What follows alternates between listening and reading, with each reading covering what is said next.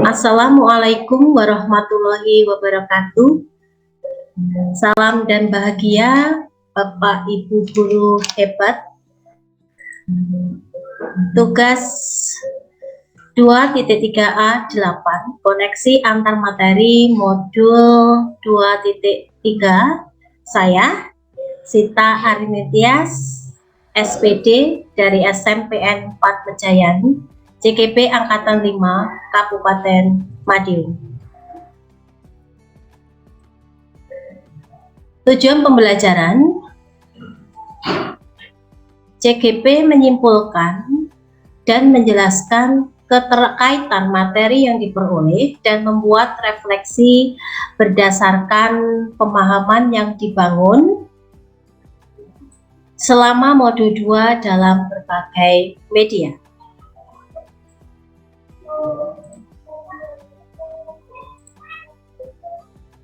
A. Pemikiran reflektif terkait pengalaman belajar. Pengalaman atau materi pembelajaran yang baru saya peroleh yaitu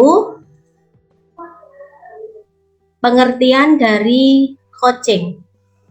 Coaching adalah sebuah proses kolaborasi yang berfokus pada solusi, berorientasi pada hasil, dan sistematis, di mana coach memfasilitasi peningkatan atas performa kerja, pengalaman hidup, pembelajaran diri, dan pertumbuhan pribadi dari coaching. Coaching dalam konteks pendidikan yaitu proses coaching sebagai komunikasi pembelajaran antara guru dan murid.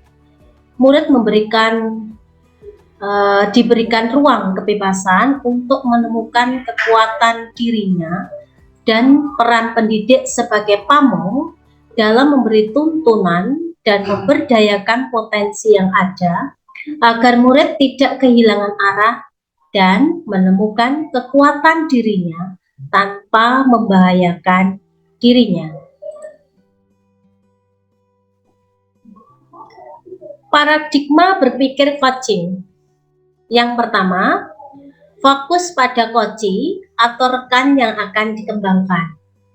Yang kedua, bersikap terbuka dan ingin tahu. Yang ketiga, memiliki kesadaran diri yang kuat. Yang keempat, mampu melihat peluang baru dan masa depan. Prinsip coaching yang pertama, kemitraan, yaitu posisi coach dan coachee yang setara.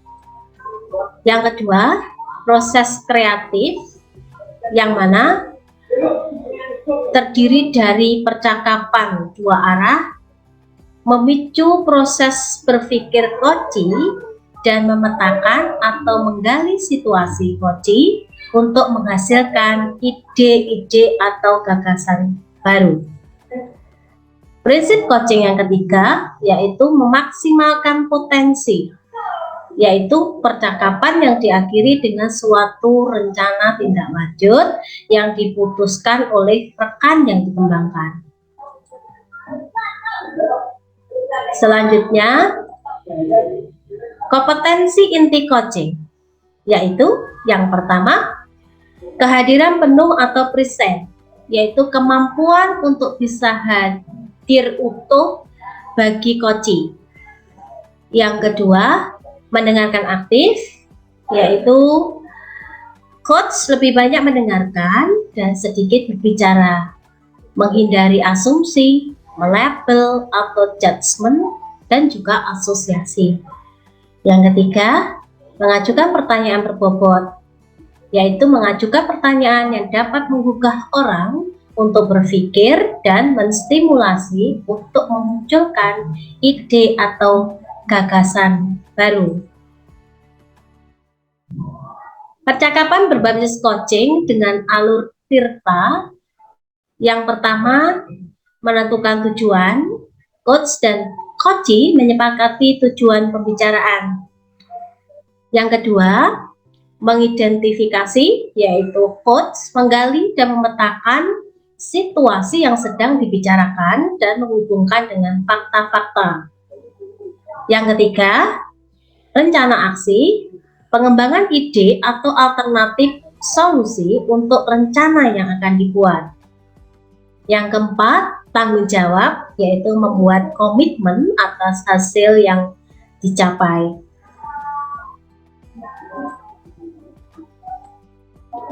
Supervisi akademik dengan paradigma berpikir coaching. Supervisi akademik melalui percakapan coaching berarti menjalankan proses yang memberdayakan guru sehingga dapat meningkatkan kompetensi dan mengoptimalkan potensi setiap individu. Nomor 2, emosi-emosi yang dirasakan terkait pengalaman belajar. Yang pertama, saya sangat antusias dan bersemangat untuk belajar tentang coaching untuk supervisi akademik agar mendapatkan pemahaman yang baik.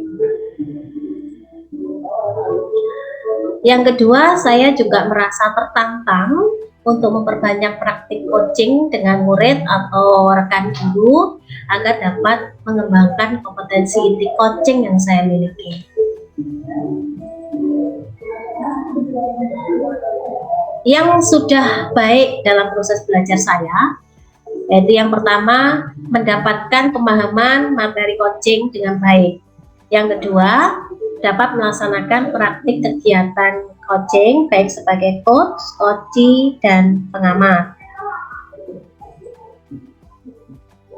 Yang perlu diperbaiki dalam proses belajar saya, yaitu yang pertama, mengembangkan kompetensi inti coaching saat menjadi coach, terutama untuk mengajukan pertanyaan-pertanyaan berbobot kepada coaching. Keterkaitan terhadap kompetensi dan kematangan diri pribadi saya, yaitu menambah dan mengoptimalkan kekuatan diri saya sebagai seorang pendidik dan orang tua untuk dapat menjadi coach bagi orang lain. B. Analisis implementasi. Bagaimana peran saya sebagai seorang coach di sekolah dan keterkaitannya dengan materi sebelumnya di paket kode 2, yaitu pembelajaran diferensiasi dan pembelajaran sosial dan emosi. Peran saya sebagai coach di sekolah yaitu yang pertama, sebagai guru dengan kompetensi sebagai coach, saya mengimplementasikan dalam proses pembelajaran di kelas. Maka dari itu, guru hendaknya tidak memberikan solusi dari permasalahan murid, tetapi guru menuntun murid sebagai coachee untuk belajar dan bertumbuh memaksimalkan potensi yang dimiliki. Bagaimana cara mengimplementasikannya? Yaitu dengan mengajukan pertanyaan-pertanyaan terbuka yang dapat, yang pertama, memicu kesadaran diri dari coachee. Yang kedua, menimbulkan tindakan kreatif. Yang ketiga, menciptakan suasana yang nyaman dan rasa percaya kepada coachee, dan sehingga akan munculkan ide atau gagasan dari murid untuk menyelesaikan masalahnya.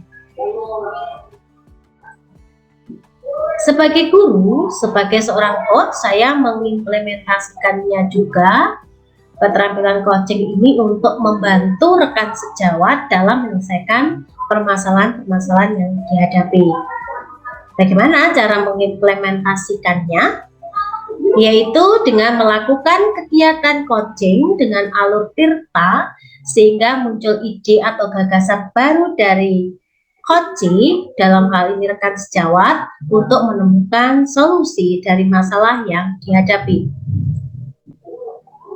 Kaitan proses coaching dengan pembelajaran berdiferensiasi, yaitu coaching sebagai salah satu cara meningkatkan potensi dan kompetensi murid, yaitu melaksanakan pembelajaran berdiferensiasi yang mengakomodir kebutuhan belajar murid berdasarkan kesiapan belajar, minat, dan profil belajar murid.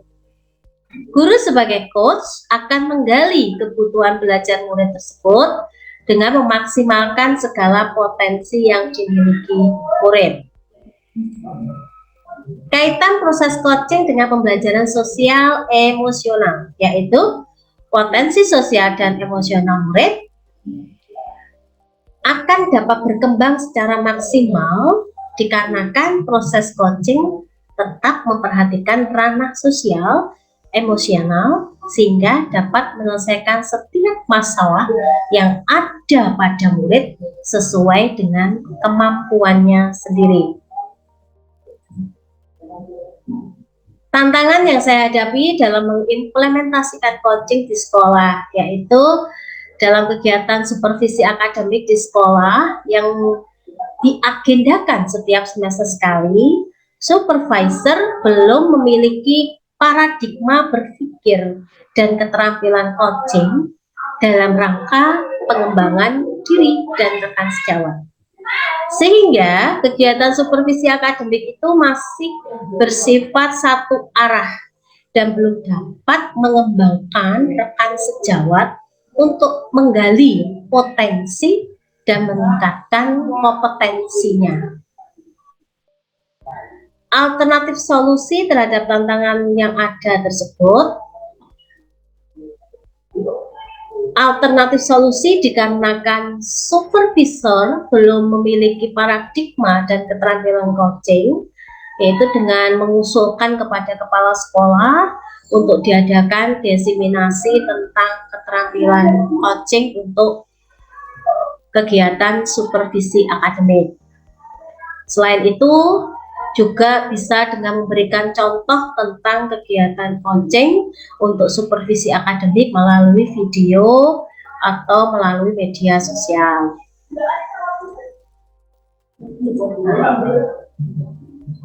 Untuk poin C, membuat keterhubungan, yaitu bagaimana keterkaitan keterampilan coaching dengan pengembangan kompetensi sebagai pemimpin pembelajaran. Nah, pengalaman masa lalu saya, yaitu sebagai pemimpin pembelajaran, sangatlah penting memiliki dan menerapkan keterampilan coaching untuk mengembangkan kompetensi dirinya. Nah, pengalaman saya sebelum saya pelajari materi tentang coaching ini, saya belum menjadi coach yang baik bagi murid ataupun bagi rekan sejawat saya. Hal ini dikarenakan saya belum pernah mendengar atau mempelajari materi tentang coaching sebelumnya. Penerapan di masa yang akan datang, setelah saya menerima materi tentang coaching, saya akan membiasakan diri untuk menerapkan percakapan coaching dengan alur tirta dalam menuntun murid dan rekan sejawat saya untuk menemukan solusi dari masalahnya. Konsep atau praktik baik yang dilakukan dari lain atau sumber lain, maksud saya, yang telah saya pelajari, yaitu sistem Amol yang dianut oleh Ki Hajar Dewantara menjadikan guru menghargai keragaman murid yang terintegrasi dalam pembelajaran diferensiasi. Hal ini selaras dengan kegiatan coaching dalam menuntun murid menemukan solusi masalah dalam pembelajarannya. Guru diharapkan mengembangkan kompetensi coaching agar dapat menjadi mitra teman dalam menemukan solusi dari masalahnya. Ikuti aja alurnya dan berikan senyum yang terindah dari saya, Sita Arintias, SMP Negeri 4 Wijayan, CGP Angkatan 5, Kabupaten Madiun. Terima kasih. Wassalamualaikum warahmatullahi wabarakatuh.